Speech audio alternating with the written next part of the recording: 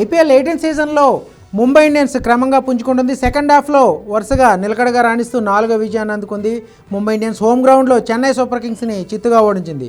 So ఏదైతే ముందు నుంచి అనుకుంటున్నట్టు ఎప్పుడు కూడా గతంలో చాలా సందర్భాల్లో చాలా సీజన్లో కూడా చూసాం. ముంబై ఇండియన్స్ ఫస్ట్ హాఫ్లో కొన్ని మ్యాచ్లు వరుసగా ఓడిపోవడం, తర్వాత సెకండ్ హాఫ్లో మ్యాచ్లు గెలిచి ప్లే ఆఫ్కు చేరుకున్న సందర్భాలు కూడా చూసాం. సో అదే తరహాలో ఇప్పుడు కూడా సెకండ్ హాఫ్లో వరుస విజయాలతో ముంబై రాణిస్తుందని చెప్పుకోవాలి. సో చెన్నై సూపర్ కింగ్స్తో జరిగిన మ్యాచ్లో చాలామంది హై వోల్టేజ్ క్లాష్గా ఎక్స్పెక్ట్ చేశారు.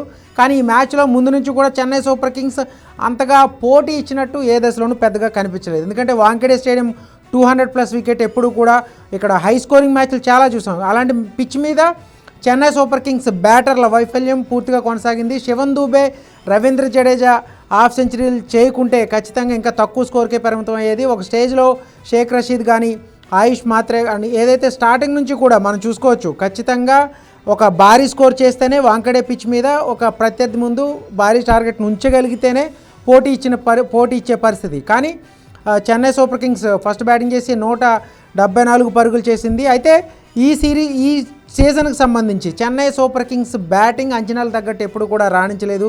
కానీ ఈ మ్యాచ్లో కూడా టాప్ ఆర్డర్ ఫెయిల్ అయింది. సో కానీ శివన్ దూబే, ఇంపాక్ట్ ప్లేయర్గా వచ్చిన శివన్ దూబే ఒక 50 చేశాడు. అలాగే జడేజా కూడా 50 చేశాడు. వీళ్ళిద్దరు 50లతోనే చెన్నై సూపర్ కింగ్స్ 170 పైగా స్కోర్ చేయగలిగింది.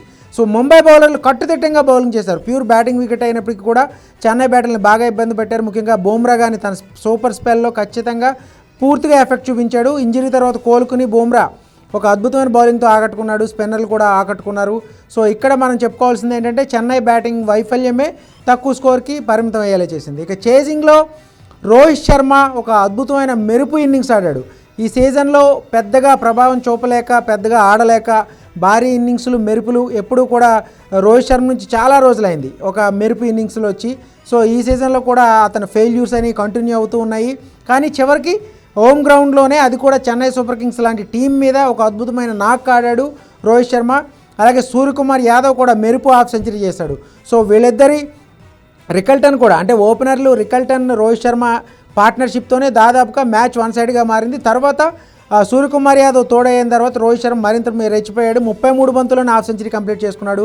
సో 70 అబోవ్ స్కోర్ చేశాడు. అలాగే సూర్యకుమార్ యాదవ్ ఏదైతే హాఫ్ సెంచరీ చేశాడో అక్కడ దాదాపుగా మ్యాచ్ పూర్తిగా వన్ సైడ్గా కంప్లీట్ అయిపోయిందని చెప్పాలి. చాలా ఎర్లీగా ఫినిష్ చేసుకుంది ముంబై ఇండియన్స్ ఈ మ్యాచ్ని.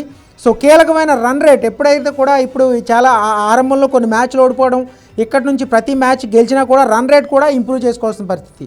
సో ఇది మైండ్ సెట్లో పెట్టుకునే ముంబై ఇండియన్స్ కంప్లీట్గా బ్యాటింగ్ చేసినట్టు మనకు స్పష్టంగా అర్థమవుతుంది. రోహిత్ శర్మ తన మీద వచ్చిన వస్తున్న విమర్శలకు తనలో ఇంకా క్రికెట్ ఉందని మరోసారి తన అద్భుతమైన షాట్లతో నిరూపించాడని చెప్పాలి. సో జట్టుకు ఒక అద్భుత విజయాన్ని అందించాడు. కీలకమైన సమయంలో రన్ రేట్ ఇంప్రూవ్ చేసుకుంటూ కీలకమైన విజయాన్ని అందించడం ఖచ్చితంగా ప్లే ఆఫ్ రేస్లో మరొక అడుగు ముందుకేసింది. ఇక్కడ నుంచి తమ అవకాశాలు మెరుగుపరుచుకుంటూ ఒక విజయాన్ని అయితే అందుకుంది ముంబై ఇండియన్స్. కానీ at the same time Chennai super Kings మరోసారి కంప్లీట్గా ఫ్యాన్స్ని నిరాశపరిచిందని చెప్పాలి. శివన్ దూబే, రవీంద్ర జడేజా హాఫ్ సెంచరీలు తప్పిస్తే ఈ మ్యాచ్లో చెన్నై సూపర్ కింగ్స్ పెద్దగా రాణించింది, పెద్దగా ఆకట్టుకున్నది ఏమాత్రం లేదు. ధోని కూడా మరోసారి అభిమానులు నిరాశపరిచాడు. కెప్టెన్సీ పరంగా కూడా పెద్దగా ఆకట్టుకోలేకపోయాడు.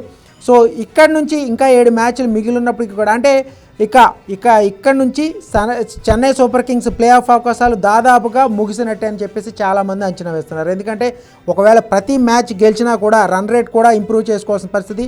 మరి ఈ ఓటమితో మరోసారి చివరి స్థానానికే పరిమితమైంది. ఇక్కడ నుంచి రన్ రేట్ ఇంప్రూవ్ చేసుకోవాల్సి ఉంటుంది. ప్రతి మ్యాచ్ గెలిచినా కూడా ఖచ్చితంగా ప్లే ఆఫ్ చేరే పరిస్థితి లేదు. సో మిగిలిన టీంలు కూడా పోటీలో ఉంటాయి. కాబట్టి దాదాపుగా ఈ సీజన్కి సంబంధించి చెన్నై సూపర్ కింగ్స్ మిరాకిల్ జరిగితే తప్ప, అనూహ్య పరిణామాలు కానీ అద్భుతాలు జరిగితే తప్ప దాదాపుగా టోర్నీ నుంచి లీగ్ స్టేజ్లోనే నిష్క్రమించడం ఖాయమని చెప్పొచ్చు చెన్నై సూపర్ కింగ్స్.